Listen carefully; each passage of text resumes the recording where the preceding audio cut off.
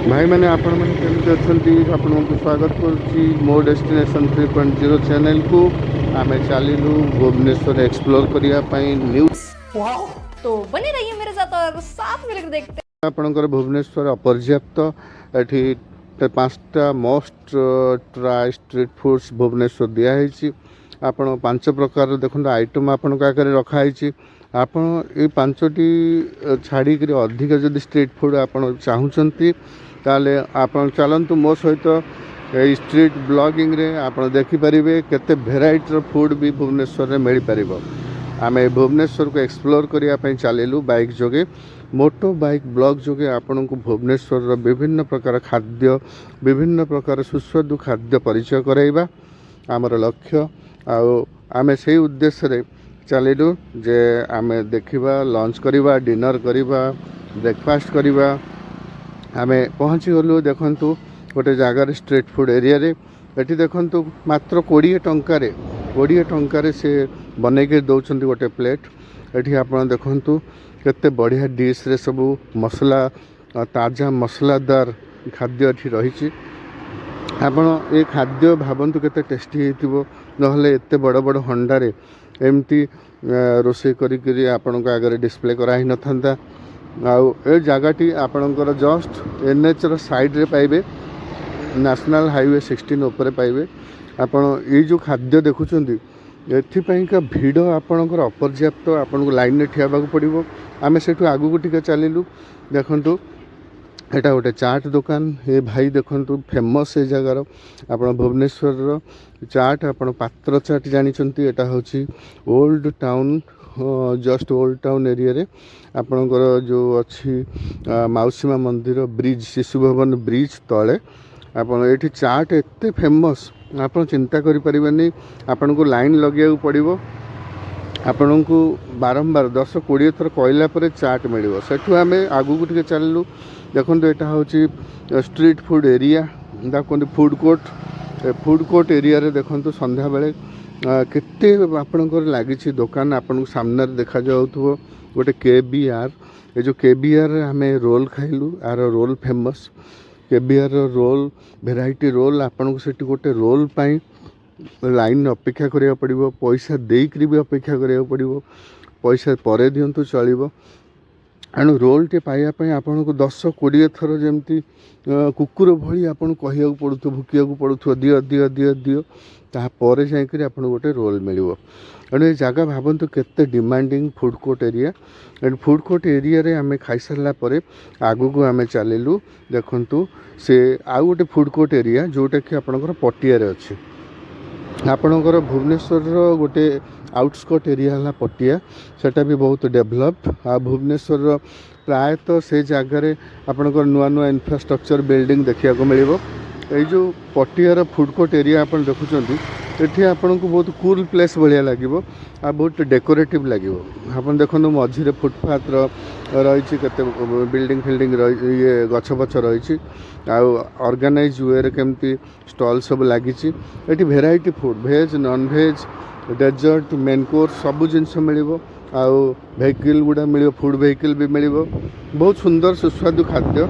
कुआड़ू कुआड़ू आसिक खाऊँ गाड़ी पार्किंग करने साइड पार्किंग होपर आमे देखंतु एठिकार भुवनेश्वर सबुठारु माने देसी खाद्य जोटा कहती आमर केतेटा जगार मिल जाउची जोटाक अरुआ अन्न डालमा आपणकर बैगण देखंतु फ्राए हेची आपण काकुड़ी सालाड ता सहित आपणकर जदि भेज नॉन भेज आइटम मगेबे एटा पूरा देसी खाद्य आपण को ये जगह एक्सप्लोर कले आपन को नॉर्मली होटल अपेक्षा ये आपन को देसी खाद्य जमती मिले साउथ इंडियन स्टाइल रे आपन सेमती घरे जमती मिले सेमती मिल जिवो आपन ये खाद्य भी खाई परिबे जोटा कि आपनकर रेगुलर खाद्य आ बहुत पेट पूरा भी खाई परिबे आपन को शांति लागिवो आपन भल से खाइया पई आमे कोन करथिलु ना ये खाद्य पई आमे जनक घर को विजिट करथिलु सांग घर को जाई जेहेतु आमे गेस्ट थिलु तेणु कटक भुवनेश्वर से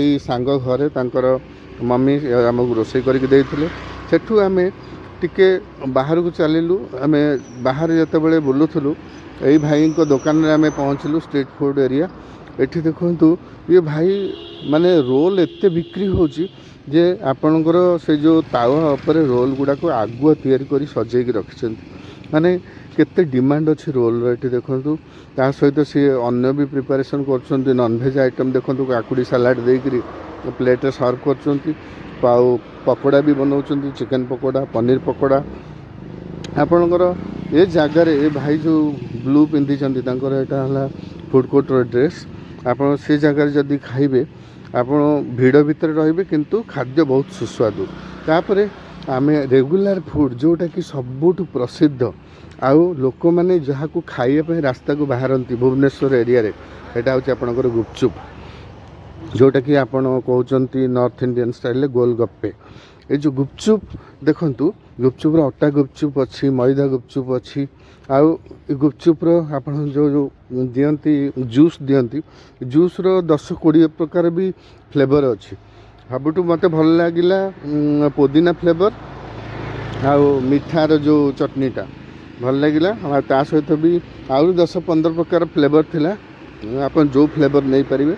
କିନ୍ତୁ ବେଶୀ ଲୋକ ଖାଆନ୍ତି ପୋଦିନା, ଆଉ ଗୋଟେ ହେଲା ଆପଣଙ୍କର ସେଇ ଯେଉଁ ମିଠା ଚଟଣି। କାରଣ ଆପଣ ଅଟାର ଯଦି ନେବେ ଟିକେ ହାର୍ଡ଼ ରହିବ ଗୁପଚୁପ୍, ଆଉ ମଇଦା ନେଲେ ଟିକେ ସଫ୍ଟ ରହିବ। କିନ୍ତୁ ଅଟାର ନେଲେ ଅଟାଟା ଟିକେ ହେଲ୍ଦି। ତାପରେ ଗୁପଚୁପ୍ ଖାଇ ଆମେ ଆଗକୁ ବାହାରିଲୁ। ଦେଖନ୍ତୁ ଆମେ ଚାଟ୍କୁ ବି ଛାଡ଼ିନୁ। ଏଇଟା ହେଉଛି ଦହିବରା ଆଳୁଦମ୍ ଚାଟ୍, ଏଇଟା ଦହିବରା ଆଳୁଦମ୍। ଏଇଟା ଆପଣଙ୍କର ବାଣୀବିହାର ଏରିଆରେ ଗୋଟେ ରୂପାଲି ଛକ ଅଛି। ରୂପାଲି ଛକ ସାଇଡ଼୍ରେ ଗୋଟେ ଅଛି ଫୁଡ଼୍ କୋର୍ଟ ଏରିଆ, ସେଠି ଆପଣ ପାଇଯିବେ ଦହିବରା ଆଳୁଦମ୍। ଦହିବରା ଆଳୁଦମ୍ ପ୍ଲେଟ୍ରେ ଦେଖନ୍ତୁ ପୁରା ଭରପୁର ଦେଇଛନ୍ତି। ତା ଦେହରେ ଦହିବରା ଆଳୁଦମ୍ ଇଟିଲି ବି ଅଛି, ଆପଣ ଇଟିଲି ବି ନେଇପାରିବେ। ଇଟିଲି ଆଳୁଦମ୍ ଆଉ ତା ସହିତ ସେଉ ଏସବୁ ମିଶେଇ ଆପଣଙ୍କୁ ମିକ୍ସଚର୍ ଭଳିଆ ଦେବେ। ଆପଣ ଏଇ ଖାଦ୍ୟଟି ଆପଣ ଲଞ୍ଚ ଭଳିଆ ଆପଣଙ୍କ ପେଟ ପୁରା ଖାଦ୍ୟ। ଆଉ ଏଠିକାର ରେଗୁଲାର ଲୋକମାନେ ବେଶୀ ଦହିବରା ଆଳୁଦମ୍, ଇଟିଲି, ବରା ଏସବୁ ଜିନିଷ ଏମିତି ଟାଇପ୍ର କରିକିରି ମିକ୍ସ କରି ଖାଆନ୍ତି। କାରଣ ଏ ଜାଗାଟାରେ ଯେଉଁଟା ଫ୍ୟାମିଲିଆର ଜିନିଷ ମୁଁ କହି ଚାଲିଛି, ଆପଣଙ୍କୁ କେଉଁ ଖାଦ୍ୟଟା ଭଲ ଲାଗିଲା ସେଇ ଖାଦ୍ୟଟା ଖାଆନ୍ତୁ। ଆଉ ସବୁ ଜିନିଷ ବି ଟେଷ୍ଟ କରିପାରିବେ ଆମରି ଭଳିଆ। ଆମେ ବୁଲି ବୁଲି ସବୁ ଜିନିଷ ଟେଷ୍ଟ କରୁଛୁ। ତେଣୁ ଯେହେତୁ ମୁଁ ଆପଣଙ୍କୁ କମିଟମେଣ୍ଟ କରିଛି ଯେ ଷ୍ଟ୍ରିଟ୍ ଫୁଡ଼୍ ଭେରାଇଟି ଦେଖାଇବା ପାଇଁ, ଆଉ ସେ ଷ୍ଟ୍ରିଟ୍ ଫୁଡ଼୍ ସବୁ ଜାଗାରେ ମୁଁ ଟେଷ୍ଟ କରୁଛି। ତେଣୁ ସବୁ ଜାଗାରେ ଖାଇବାକୁ ତ ପଡ଼ୁଛି। ଆପଣମାନେ ସବସ୍କ୍ରାଇବ୍ କରି ଦେଖନ୍ତୁ। ଏଇଟା ଆସିଗଲା ଆପଣଙ୍କୁ ଏବେ ରେଗୁଲାର କଥା କହୁଥିଲି, ସକାଳୁ ସକାଳୁ ଲୋକ ଜଳଖିଆ ବି ବରା ଆଉ ଘୁଗୁନି କରନ୍ତି।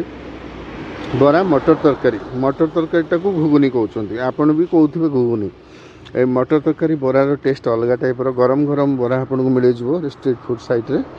ଆପଣଙ୍କର ସେ ଜାଗାରେ ଯେଉଁମାନେ ସବୁ ଛାଣୁଥିବେ ଗରମ ବରା, ସେ ଗରମ ବରା ଏରିଆରେ ଆପଣ ଗରମ ବରା ଖାଆନ୍ତୁ। ଆଉ ଛୋଟ ଛୋଟ ବରା ସାଇଜ୍ ବି ମିଳିଯିବ। ତାପରେ ଆମେ ଚାଲିଲୁ ଆଉ ଗୋଟେ ଚାଟ୍ ଦୋକାନକୁ।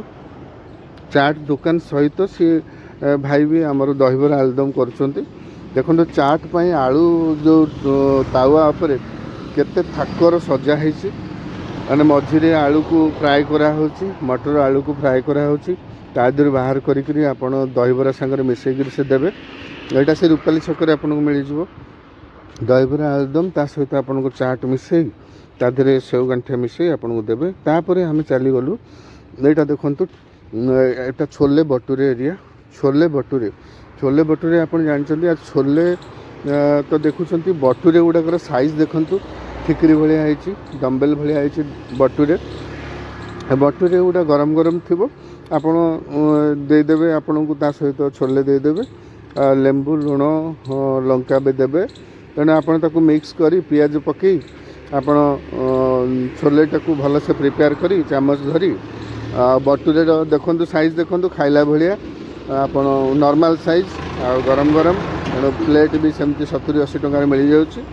ଆପଣ ସେ ଷ୍ଟ୍ରିଟ୍ ଫୁଡ଼୍ ସାଇଟ୍ରେ ଆପଣ ବସିବା ପାଇଁ ଚେୟାର ଅଛି, ସେଠି ବସିକିରି ଆରାମସେ ଖାଦ୍ୟ ଖାଇପାରିବେ। ତାପରେ ଆମେ ସେଠୁ ଖାଇସାରିଲା ପରେ ଆଗକୁ ଗଲୁ ଗୋଟେ ମୋମୋ ଦୋକାନ।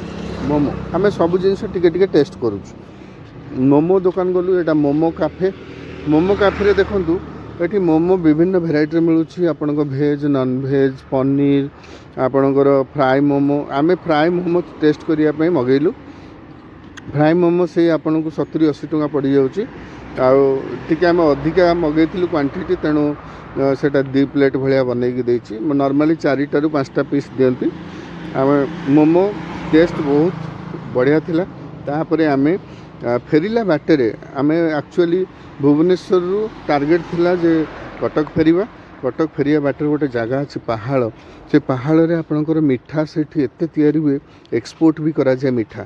ତେଣୁ ଏଠି ଛେନାପୋଡ଼, ରସଗୋଲା ଗୋଟେ ଟେଷ୍ଟ କଲୁ। ଏଇଟା ହେଉଛି ପାହାଳ ମିଠା ପାଇଁ ପ୍ରସିଦ୍ଧ। ତେଣୁ ସେ ଜାଗାରେ ମିଠା ଖାଇସାରିଲା ପରେ ଦେଖନ୍ତୁ ଭାଇମାନେ ମିଠା କେମିତି ଇଏ କରୁଛନ୍ତି, ଗରମ ଗରମ ମିଠା। ଆଉ ଏ ଜାଗାର ମିଠା ଆପଣଙ୍କର ଫେମସ୍। ତେଣୁ ଆକୁ ଖାଇସାରିଲା ପରେ ଆମେ ସେ ଜାଗା ଛାଡ଼ିଲୁ, କଟକ ଅଭିମୁଖେ ଚାଲିଲୁ। ଏବେ ଆମେ ପାଖାପାଖି କଟକ ହେଇଯିବୁ। ତେଣୁ ଭୁବନେଶ୍ୱର ସବୁ ଷ୍ଟ୍ରିଟ୍ ଫୁଡ଼କୁ ଦେଖେଇ ଦେଲୁ। ଆପଣ ସବସ୍କ୍ରାଇବ୍ କରନ୍ତୁ ଚ୍ୟାନେଲକୁ।